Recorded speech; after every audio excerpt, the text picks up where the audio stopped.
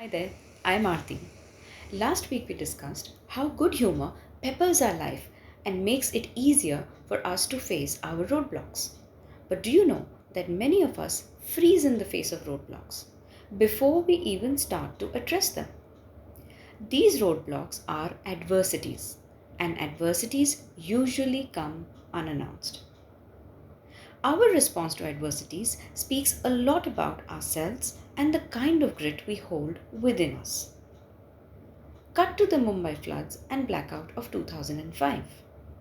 The rains on the night of the 26th of July caused enough havoc and left many an indelible memory for several Mumbaikars. I found myself stranded overnight in an office full of about 80 colleagues without electricity, phone network, non functioning toilets, lack of food and water, and plenty of flooding on our ground floor office. Added to that was the mosquito infestation from the garden outside. In a circumstance that unforeseen, none of us were prepared in any way. All that we knew was that we were stranded until the waters receded enough for us to safely commute back to our homes. But in that night, the personalities of us colleagues revealed greatly and how.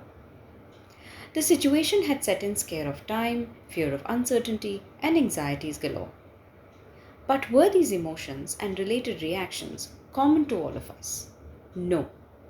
Some of us cried most of the night due to being cut off from families and worrying for ourselves and them.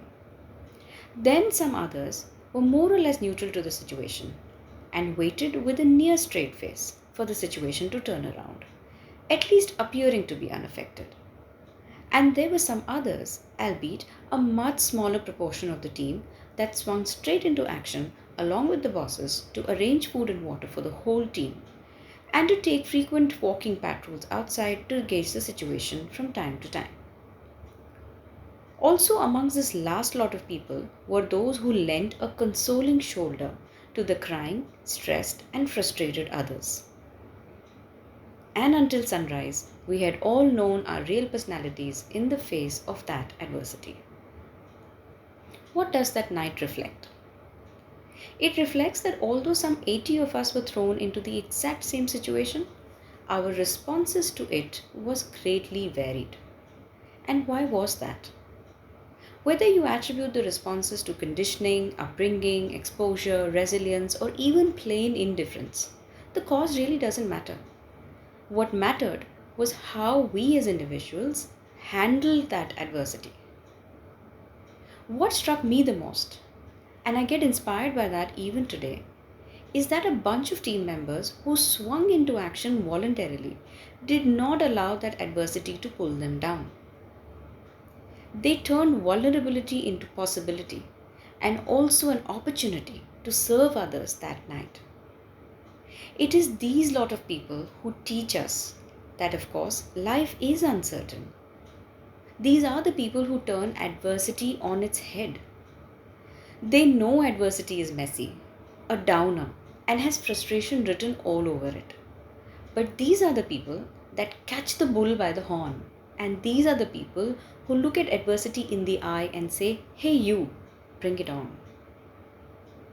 Why? Why would they do that? That's because for them, adversity is a driver to success. They don't let adversity crumble them. They are people who know that turbulence of a plane is but a temporary disturbance to a future smooth flight.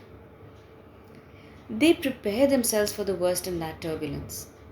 They don't live in a comfort zone.